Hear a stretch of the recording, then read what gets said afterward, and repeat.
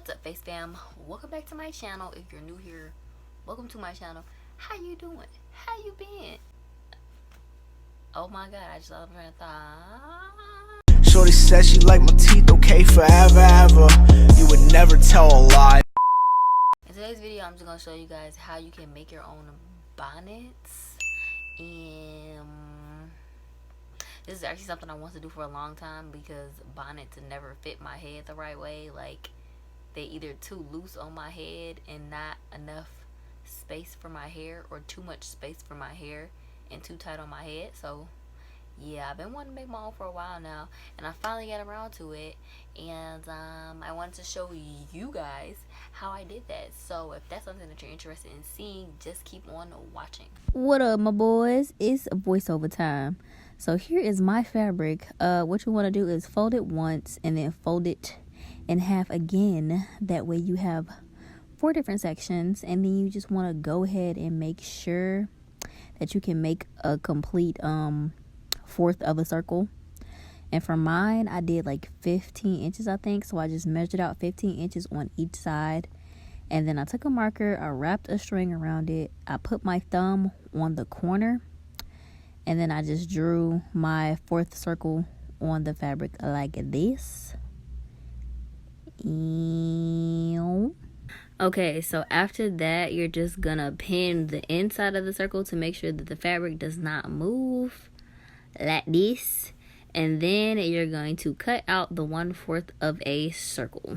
After you're done with that, you're going to want to grab some more fabric and fold it the exact same way you folded this first one, and then put it on top of it and then trace around it so that you can cut out the same shape, because you need an outside of the bonnet and you need an inside of the bonnet. So you're just going to put it on top of each other like this, trace around it, and then cut that out. When you finish with that, you should have 2 1/4 circles that look something like this.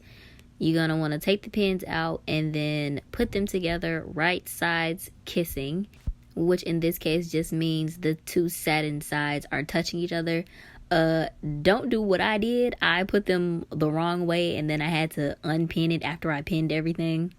So that's why none of that footage was taken, because I did not do it right. And then you're going to sew around the perimeter of your circle, making sure to leave maybe like a 2 to 3 inch gap so that you can turn it inside out. And then you're just going to cut off all the excess fabric. And then when all of that is cut off, that's when you start to turn the whole thing inside out. Now, once again, make sure that your hole is big enough, because I made mine too small and I struggled for like a good 15 minutes trying to turn this thing inside out. So just make sure that the hole that you leave is big enough.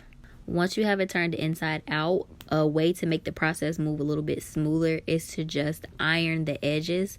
So pull out like the fabric to where the part that you sewn is like, you know, to where it makes a circle, and then just iron it. The elastic band, I just measured it around my head to make sure it wasn't too loose, wasn't too tight. I cut it, and then the mark I made is for where I want the pieces to meet when I sew them together. So then I just made basically like a casing that will fit the elastic band, and it depends on how wide your elastic is. So however wide your elastic is, that's how wide the casing you sew needs to be. So really, you're just sewing around the bonnet again, but a little bit closer to the center than the first time you sewed it closed. And then the easiest way to feed elastic or string through casing is to just pin one end to wherever you're feeding it through, so it doesn't pull all the way through, and then attach a safety pin to the other end, put it through the hole, and basically just inch by inch put it through the whole casing. Now, if you have the right tools for this, it shouldn't take that long, but because I was using a very tiny safety pin, it took a minute. Like, I'm not gonna lie, it took quite a while to get the whole string of elastic through this bonnet.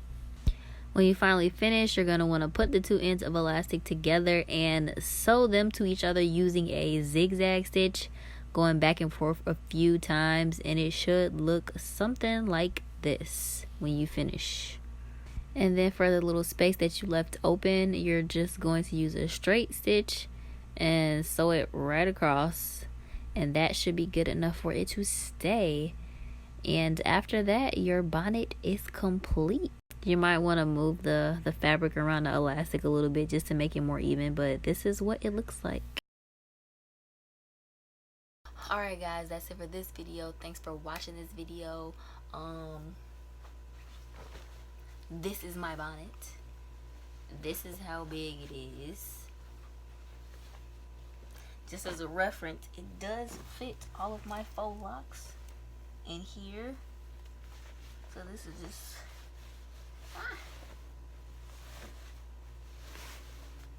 letting you know how big it is.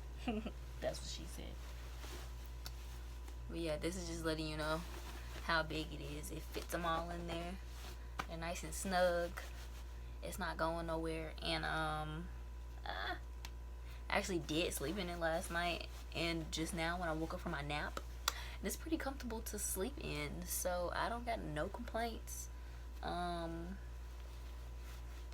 You guys should really try this out if you know, have problems with the bonnet yourself as far as head sizes and elasticity and whatnot. Thanks for watching this